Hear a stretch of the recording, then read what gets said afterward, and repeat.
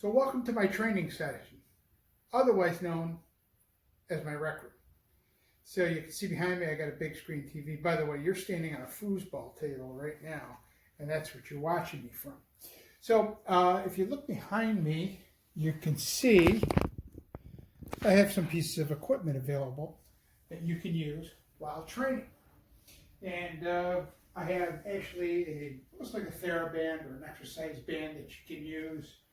I like to use for my abs, a roller ball that's sort of like does this kind of thing. And of course, most importantly, a soccer ball, something you can do in small space training. And of course, when we're indoors, I kind of leave the shoes off so that we're training indoors and we're using our feet to train.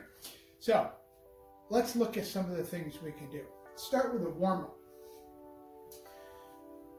All right, always start from the bottom and go up when you're warming up. So we'll start legs apart, little shoulder width. We're just gonna lean this way. You wanna get the inside of this leg, and then this way. You wanna stretch inside of that leg. And you ever notice that people wanna count to a count of 10 while they're stretching? Well, nobody stretches to a count of 10.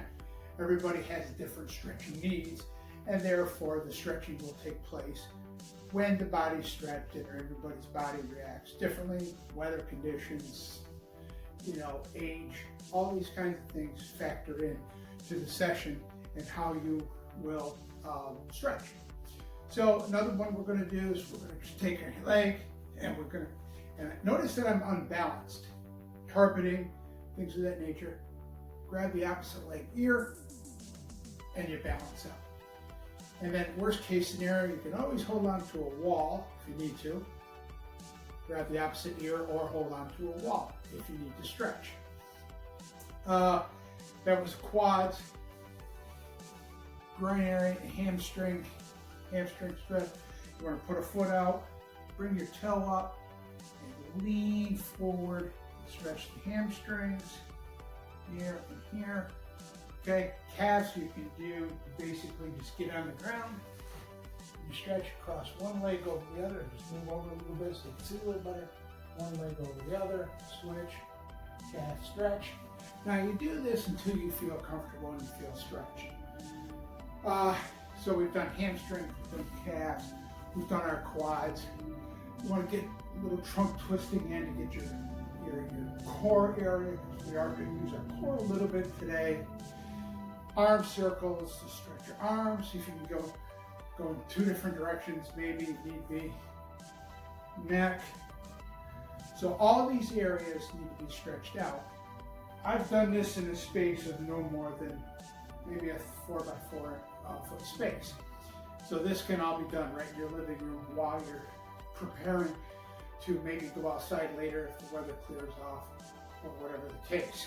So now we're ready to look at some of the sessions, some of the things that we got trained. Now what I designed today was some crunches, some burpees, some planks.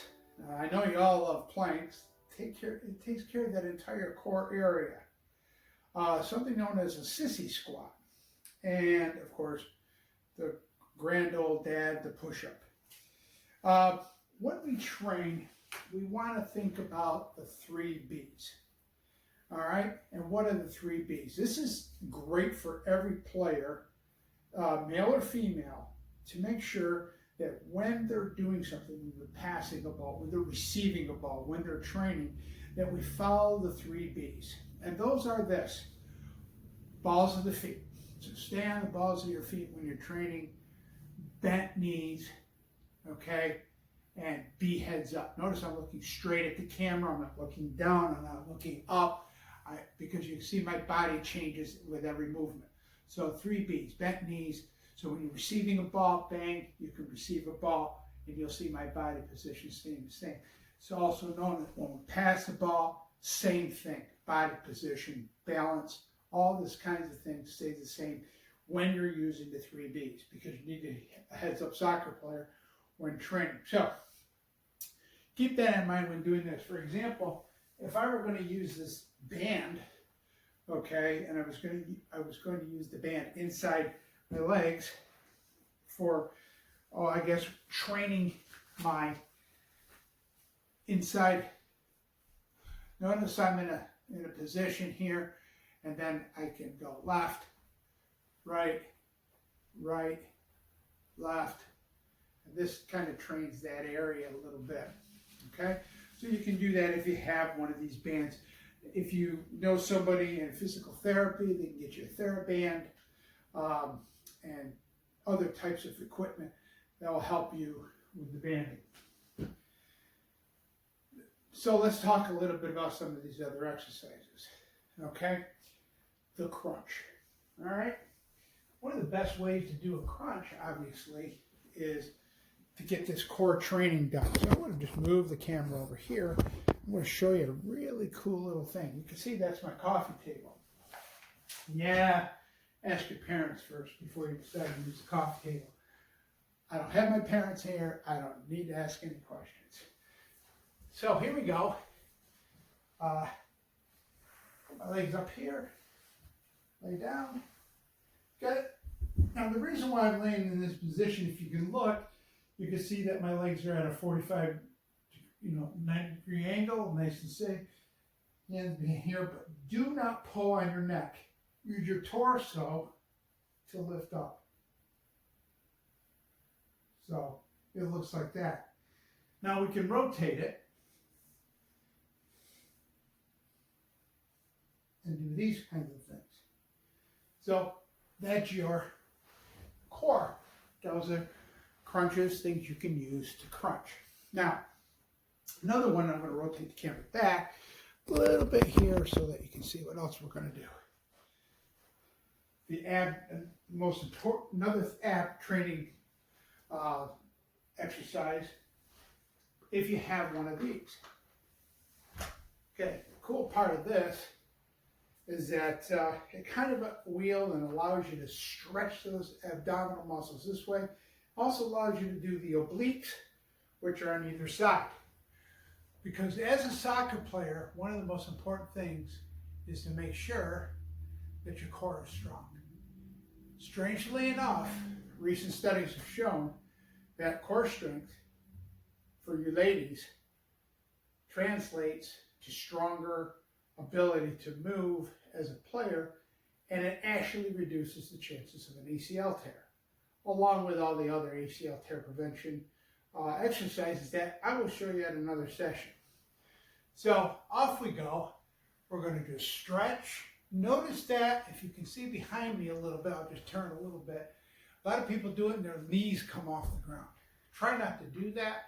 Try to stretch and open up, and you'll try to get your legs and your back and everything as parallel as you can to the ground. So it looks something like this. Now to do the obliques, I'm going to just take the wheel and turn it left, take the wheel and turn it right. So we go here and stretch, here and stretch. So that would be like a second opportunity. Now I always do this one thing when I do it.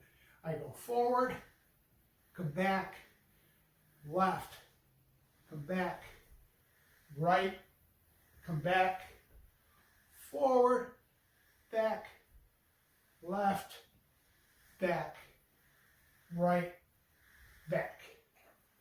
All these ways of doing things. And again, I'm working in no more than a 4x6 space in my rec room. So, beautiful thing about indoor training, use this equipment if you can. Now, obviously, if you don't have that piece of equipment, great thing, use a plank. What is a plank? Well, planks are like this. You're going to get into a body position, start with the knees, elbows on the ground, body straight out, head up. So you just stay in this position for 30 seconds. Then you recover for 30 seconds. Now, all these exercises we're doing, we're not going to be counting. We're not going to go count to 10 and release the plank. Count to 10, 10 of these things and stop. You go until you're tired. Then you start counting. Count after you get tired. So that's kind of the rule of thumb. Some of the best trainers, some of the best athletes in the world don't even start counting until they get tired. So kind of a cool thing.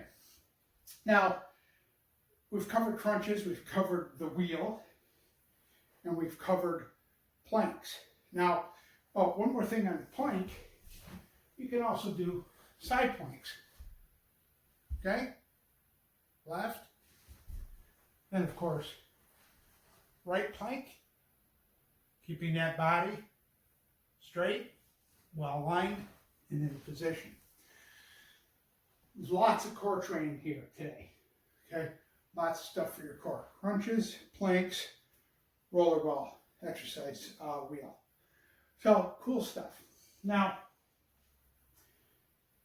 we can also do burpees. A burpee is the old-fashioned, they used to call it the squat thrust. Okay? Back in the day, they would call it squat.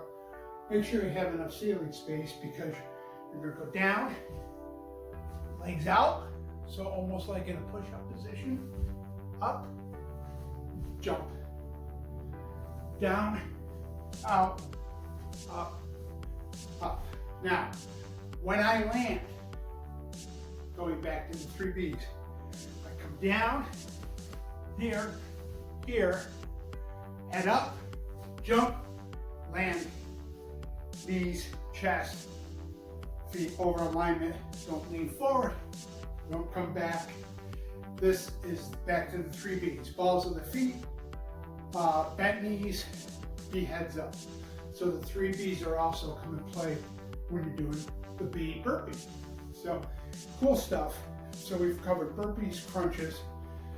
The burpees will also help with all body parts, lower back, leg strength, jumping. If you're going to go up for a header, the burpees help train you for headers as well. So that's kind of a cool little thing to do with the burpees. So the next one, the old-fashioned push-up. Okay, straight body, down, up, up, up. Okay, so push-ups as well. So we've covered most of them: push-ups, crunches, burpees, planks. One more, sissy squats.